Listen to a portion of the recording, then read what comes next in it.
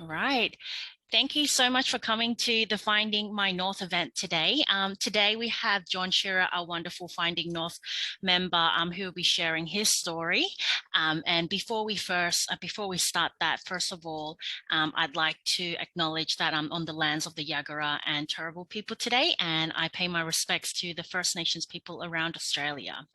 I'd also really like to acknowledge the people with lived and living experiences, their families, and the amazing work that everyone is doing currently in the mental health landscape. And just some virtual etiquette.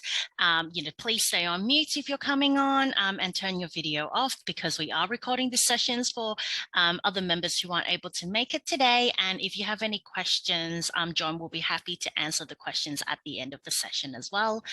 Otherwise, you can also type it in the chat as well, and I can relay that back to John afterwards. Now, in terms of content warning, we will always have discussions that might trigger potential uncomfortable feelings as well. So please make sure you're looking after yourself at all times. And if you need support, please message me privately on chat as well. Now, when we're having these conversations and hearing each other's stories, it's really important that we're all respectful and understand that these courageous conversations we're having is an act of learning for all of us. So it's really important for us to be present, maintain confidentiality, listen with the intent to learn, and also suspend judgment. We all have different viewpoints and perspectives, and that's completely okay, but it's also important for us to really respect each other's thoughts. Now, with further ado, I will pass over to John to share his amazing story and what he's currently doing in the lived experience space. Thank you so much, John. Welcome. Yeah, thanks, Zoe. Yeah, I just love sharing my story because I know sometimes it inspires people. People think, they're not the only ones. They come to realize that. And I really believe sharing our stories is the way we're going to overcome stigma as well. So it's really important that we do start sharing our stories, and we all have one. Yeah. So thanks very much. Shall I start my story now or? Absolutely, please. Yeah, I'm glad you did an acknowledgement of country, because I could almost start my story really with my grandmother.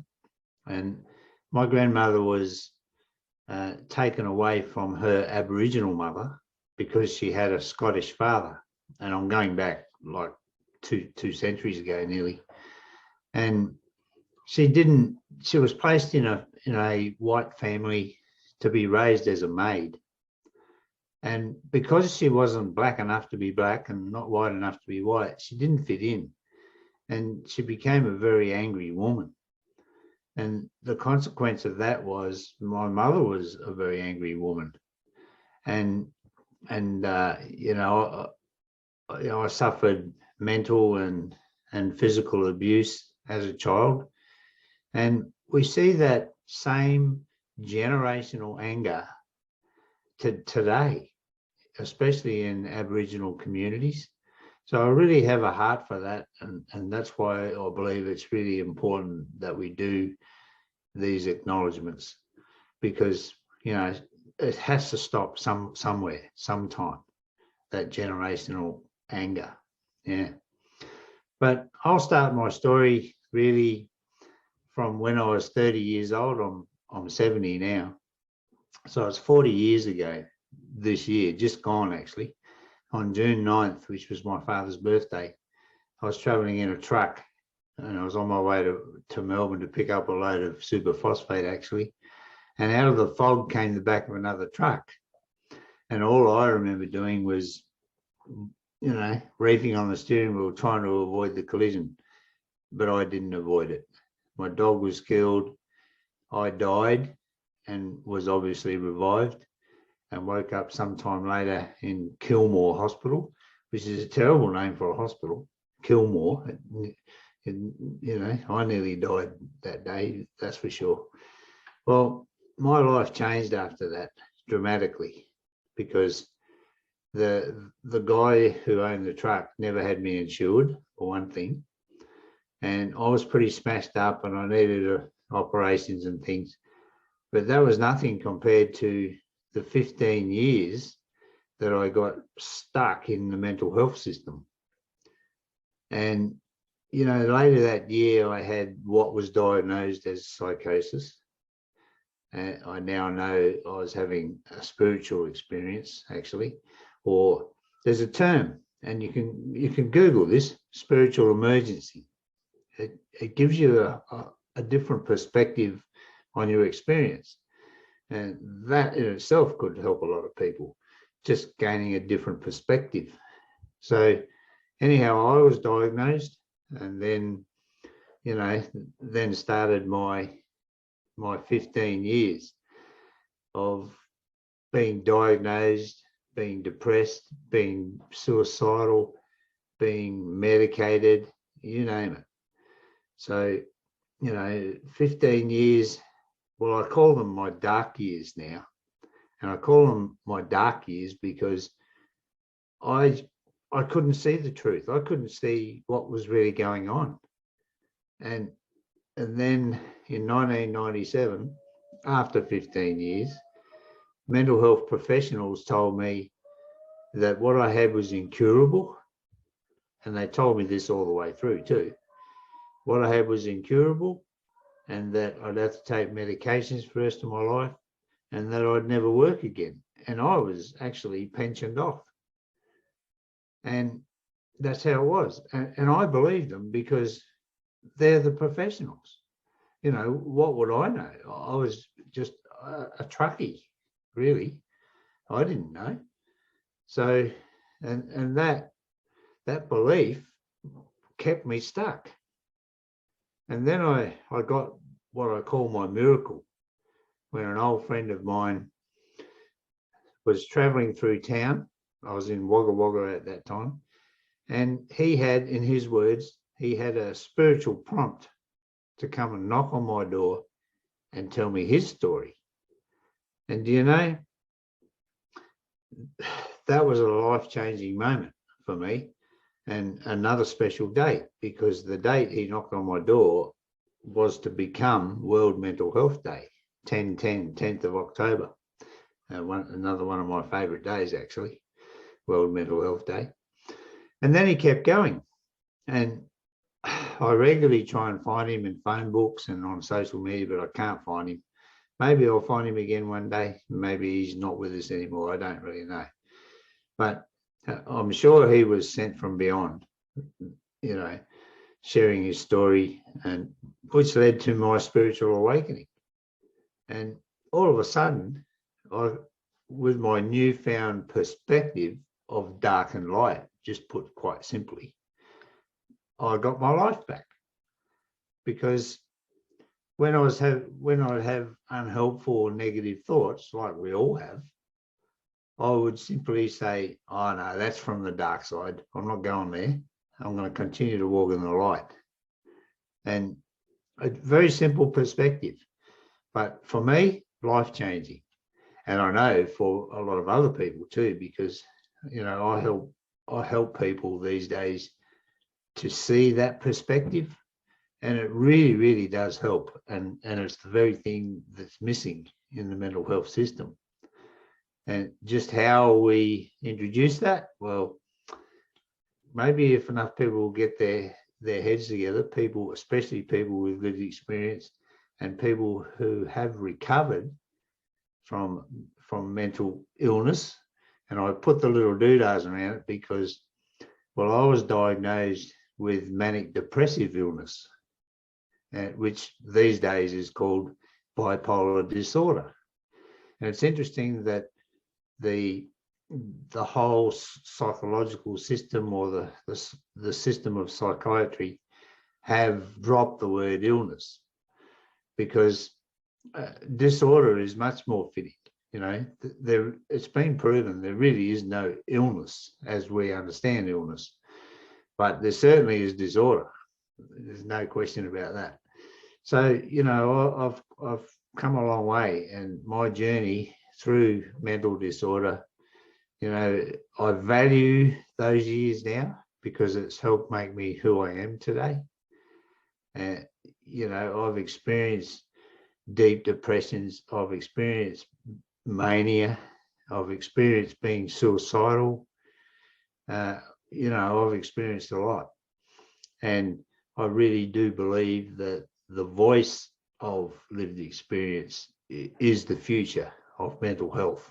And we're working towards it very slowly, but it's out there. And, you know, they can't bring it on quick enough, really. Yeah, so I've got lots of stories, but that's probably my main story, the story of being kind of stuck. And I say stuck in the mental health system because it's a system of medication and, you know, and I've been in mental health units all through those 15 years.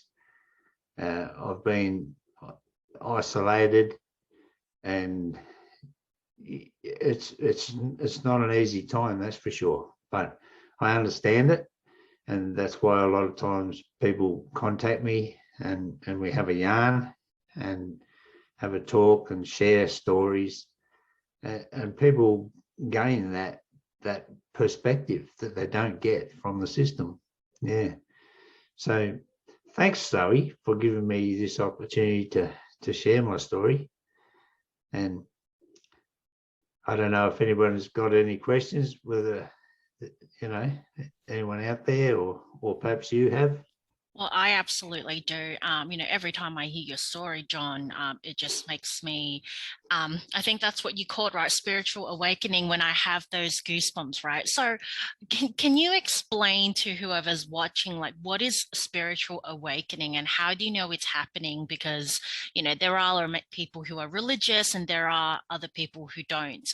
But from my conversations with you previously, you don't have to be religious to feel or experience spiritual awakening. Can you talk to us a little bit more about that? Yeah, sure. It's interesting, actually, because I came across a quote this morning. I read it somewhere. Awakening is like going for a walk at dawn. You leave in the dark and you come back home in the light. Yeah, I just love that. And that's kind of what it's like. And because of my Aboriginal background, or part Aboriginal, I've made it my business to do research into mindfulness primarily. I've done nearly 10,000 hours research into mindfulness in all cultures around the world. And you find it in every culture. It's there. Sometimes it's not called mindfulness, but it's there. And in Aboriginal culture, I came across first the term Dediri, and in Northern Territory, and probably made it a little bit famous, or a little bit more well known these days.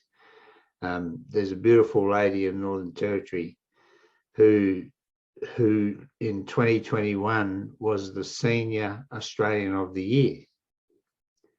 And the name just escapes me for a minute, but she sees Dediri, and that's the word in Northern Territory. The word where I live on the east coast of Australia is Ghana, Gan', Ghana. And both those practices, because there's different dialects around Australia, are used to overcome trauma. And for thousands of years, people experience trauma, like a death in the family, for example, which can be traumatic. They go to the spiritual guru of the tribe, and every tribe had one. And that's the same for around the globe too. When you start looking at ancient cultures, every tribe had a shaman or a spiritual guru, and then religions grabbed hold of that and sort of, anyhow, we're not going to talk about religions, but we will talk about the spiritual guru. So when people are traumatized, they go to the spiritual guru of the tribe and taught Ghana. And Ghana involved going bush, going into nature, and practicing deep listening, which is listening beyond our thoughts. And that's what the gift of Dediri is. Dediri is she made it a gift to Australia, really, the gift of quiet listening and deep listening and inner awareness. And honestly, and we've all been into nature at some point, and when we silence our mind and just connect, nature speaks to us. It's amazing.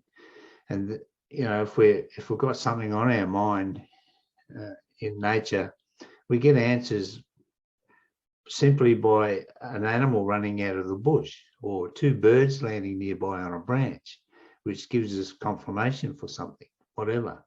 It's quite amazing. A powerful, simple practice like mindfulness itself. So, you know, spirituality is more about being aware and using our five senses to do that, our hearing and sight and smell, taste, touch, especially if we're with a partner. Then we use those senses to connect. And when we start, you see in my background, be mindful, pause, connect. If you Google that, you'll find me. I've made it my thing. A very simple practice.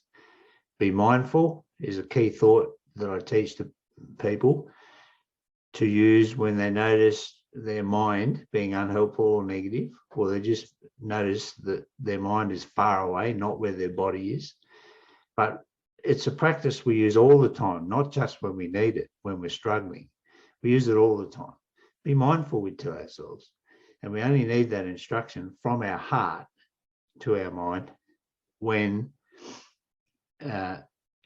anyhow, it's an instruction from the heart to the mind. We take control of our mind rather than our mind controlling us.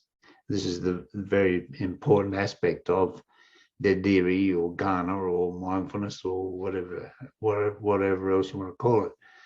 So we connect. And when we give our mind the instruction, be mindful, we allow that to trigger a pause. And it only takes a few seconds. We pause our mind and connect. And we connect using our five senses. We connect with where we are. And it doesn't matter where we are. It can be anywhere, any time of day. We connect with who we're with full presence.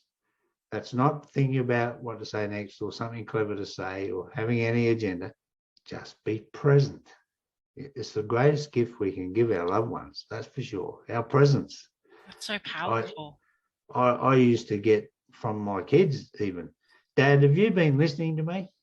Because I had such a busy mind through my dark years, especially when I did have little kids. They're all grown up now. But the most important aspect of be mindful, pause, connect is connecting with our source. That's what I like to call it, our source energy. And that's where the spiritual aspect comes into play, when we start connecting. And, you know, typically in a lot of religions especially, people pray, and which is a beautiful thing, of course, but they don't necessarily pause their minds to receive. And when we start getting in that habit of pausing our minds, it's amazing how our lives prioritize themselves. It's amazing what drops in. You know, we might have 500 things to do. And when we start practicing mindfulness and deep listening, then the highest priority thing will drop in. And honestly, anyone out there who multitasks, stop it. You know, we can only do one thing at a time. You know, multitasking is an invitation for stress and anxiety, honestly. Yeah, one thing at a time. Yeah, I really like that. Take it easy. Yeah, I really like that. I think sometimes the word mindfulness has been used so much in the, you know, as a gimmick kind of word over the years. So it's really nice to hear your perspective. It really is. And I think using the words deep listening, for example, it's something that's really, really important and something to consider as well. So thank you for that. John, you mentioned that your grandmother, was a maid, and you talked about not being dark enough, not being white enough. Has that impacted your identity, and what have you done over the last 70 years or on your journey to find who you are and your unique self? Well, to be quite honest, I had no idea who I truly was, for a large part of my life. I was told who I was, that's for sure, like we all have been, and we start to believe what we're being told by family, by parents, by teachers, by people along our journey. But I think once we start practicing deep listening and mindfulness, then we start really connecting with our authentic selves. We start to find out who we truly are. And I'm not sure whether it only comes with age, perhaps. We we grow old too fast, and wisdom doesn't come quick enough in a lot of instances. And it's mainly due to what I would call limiting beliefs, believing what we're told, what we're hearing, what we're seeing, because we copy our parents, don't we? And it just amazes me that people who are abused as children end up becoming abusers themselves. It's amazing. I was lucky because my father was a very patient, quiet man. He had no anger, and I copied his ways. So I was very fortunate. And a lot of people out there aren't quite so fortunate, that's for sure. And they copy ways that aren't healthy. And that generational anger gets passed on. And not just in Aboriginal families either. That, I'm talking about all families as far as that goes, but especially in Aboriginal families.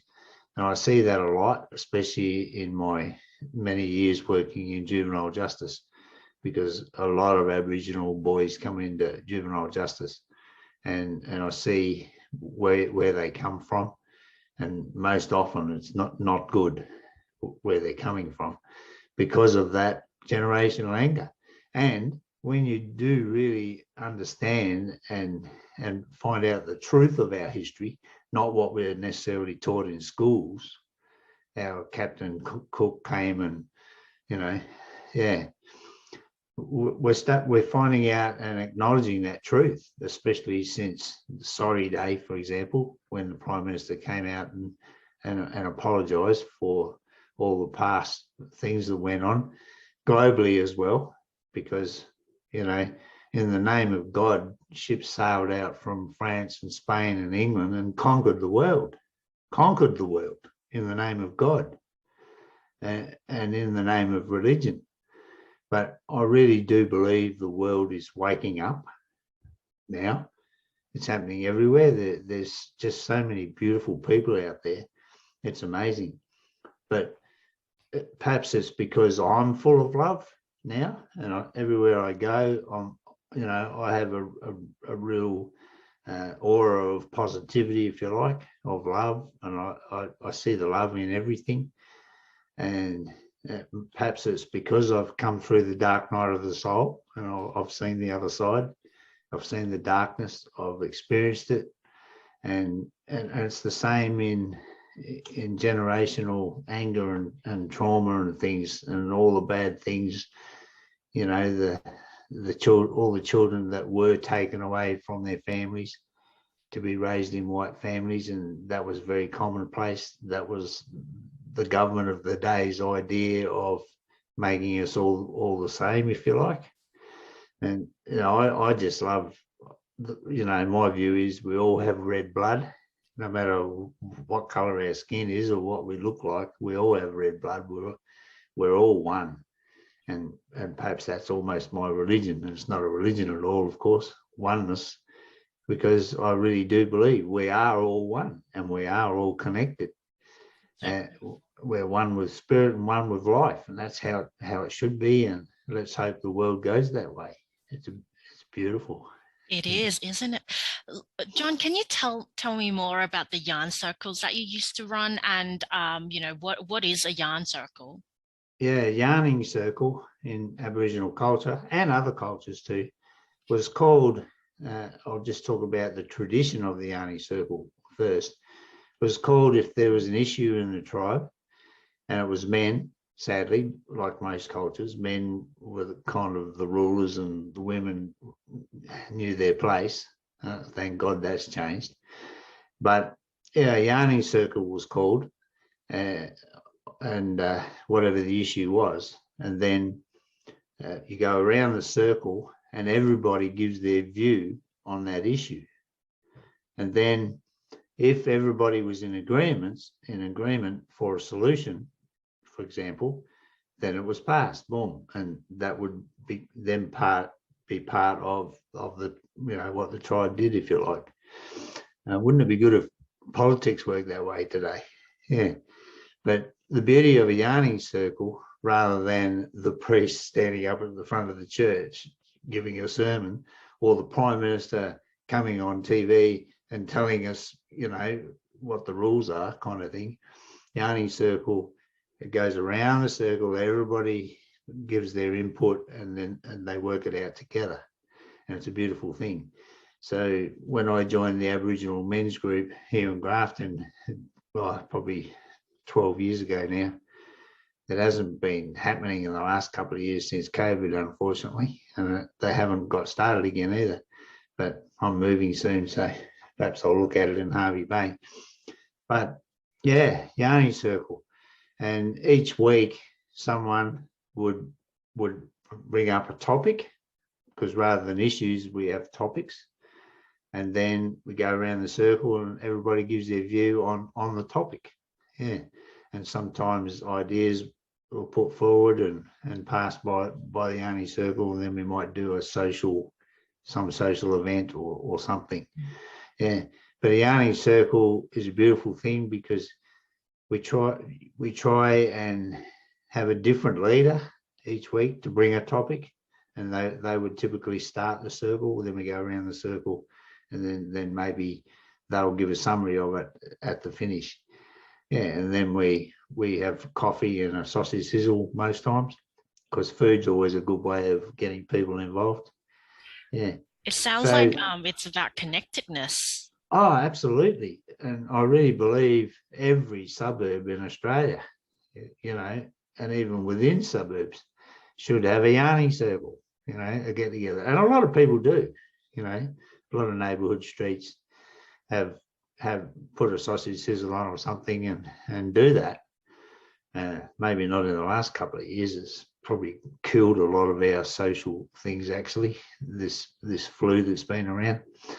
But yeah, it's a beautiful thing, yarning circles.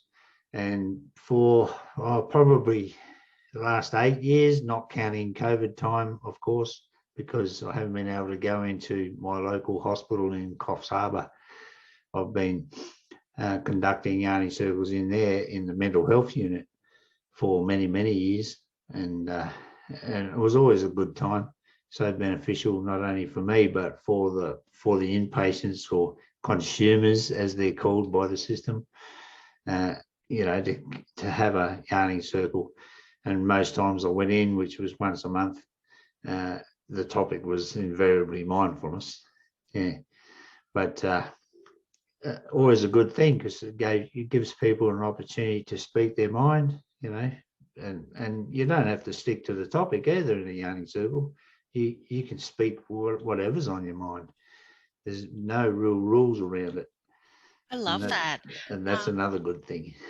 Do you, I'm not familiar, so I'm just going to ask the question is, do you have to be Aboriginal to ask if we can ask to have a yarning circle? Are there other words people tend to use? Yeah. Well, I know there are other groups, and they do insist on being Aboriginal, but our group didn't.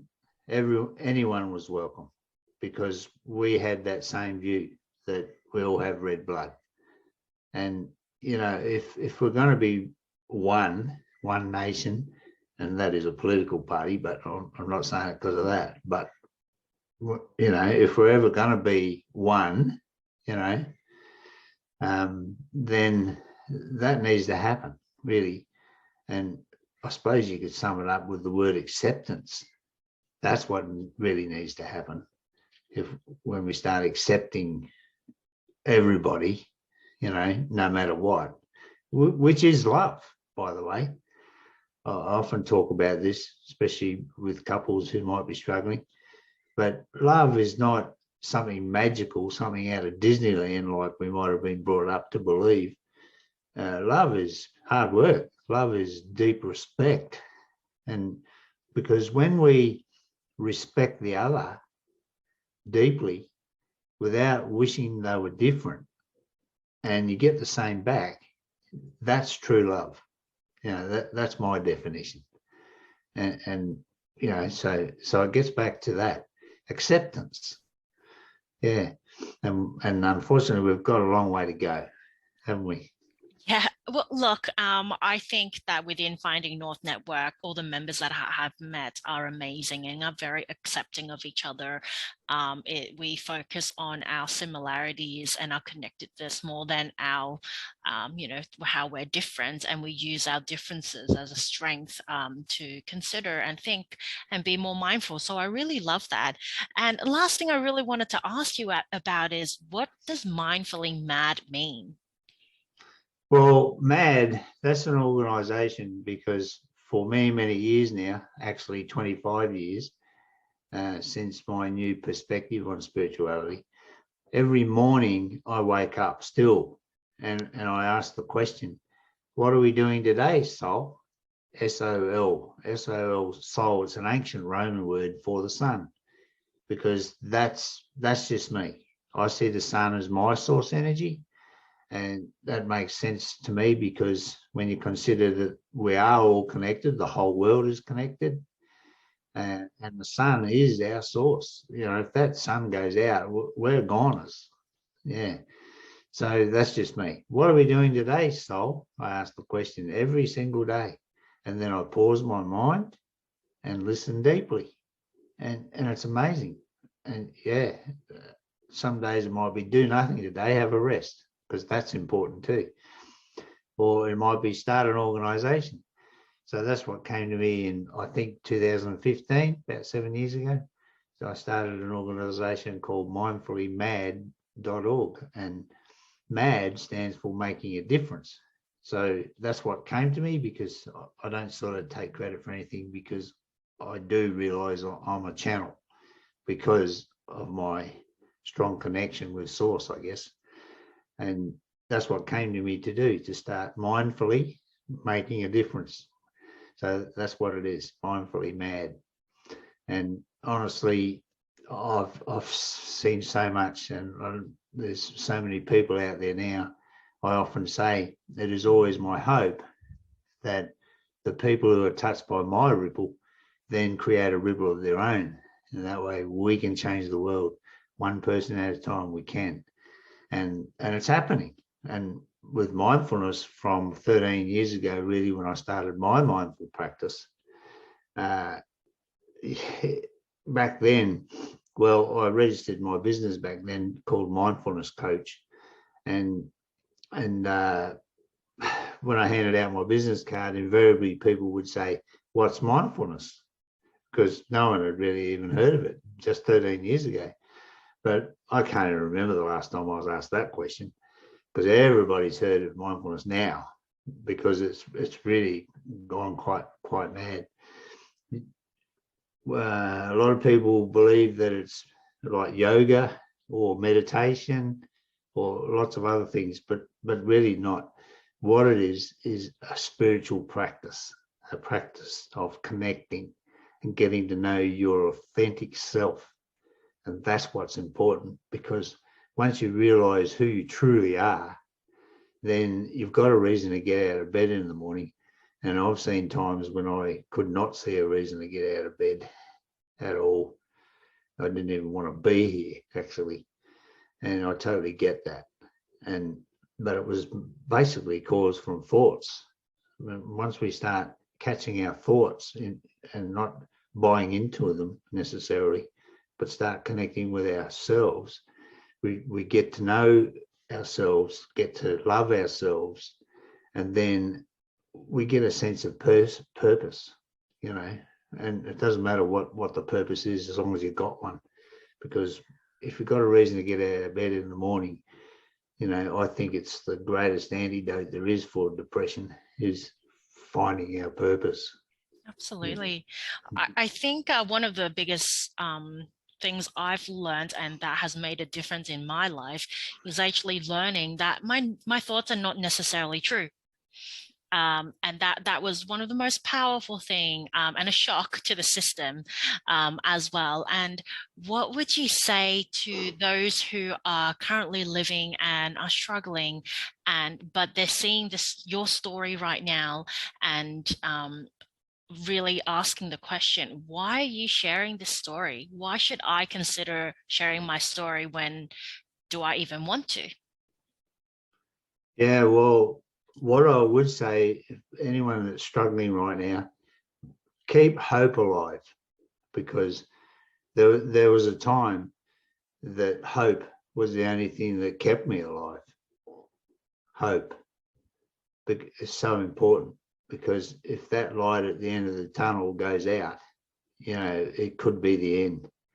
And honestly, I really believe that our minds, which is different to our brain, the brain certainly has a function which allows us to dance and do all sorts of things without thinking. It's a wonderful organ, the brain, very powerful, second only to our heart, which is more powerful, and science has proven that. But our mind is a different beast. I really believe our mind is both a transmitter and a receiver. And I really believe the mind transmits. That's why we can intuitively pick up signals from other people. We can all do this. And other people pick up signals from us, you know, as well. And I also believe the mind can receive from both dark and light, just keeping it quite simple. And then it's up to us to kind of decipher. And it's ruthless. And you don't have to look too far to find proof of that, Zoe, either, because honestly, if a person's mind is consumed by dark, take people who go into schools in America, for example, and start shooting people. Their minds are consumed by the dark. And they just kill, maim, and destroy, and which is a bit of a terminology from the Bible, actually. But you can see in different religions and spirituality a common thread, if you like. And then if someone's mind is consumed by the light, like Mother Teresa, for example, a lot of people, they're very well-known cases, of course, but I really believe we all have dark and light, both, all of us. And we need to accept both too, because that's kind of the way to really get to know yourself, by accepting both. And we always have a choice whether we walk in the light or walk in the dark, you know, kind of thing. I love that, John. And I don't think I've really ever shared this on a public platform, but during my darker days, using that terminology now, I've always felt like there was two sides of me. And I would say there's a darker, a Leslie, which is my birth name, and she would say horrible things and do horrible things. And I feel like the more that I was trying to fight against her over the years, the worse it got.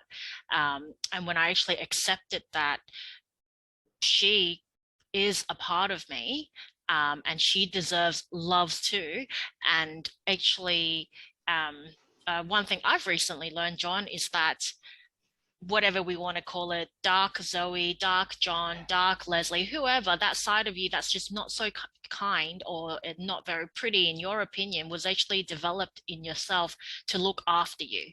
So it's really important for us to acknowledge and love them. And whilst they'll never go away, I think that the volume of that voice can actually really come down for you to actually thrive in life. And I'm saying this because I'm atheist. I don't don't follow any particular religion, but at the same time, I did really experience that. And I think it's so important because, you know, there are religious people who is listening to this and can understand it straight away. I know that if some of my friends are currently will listen to this, will kind of like eye roll, and like listening to the words spirituality, mindfulness are words they don't align with. But talking in a language like, okay, there's just a really, really rude me talking to myself, or a really nice me, it's good or bad Zoe. I think it's language that they can understand. Perfectly put.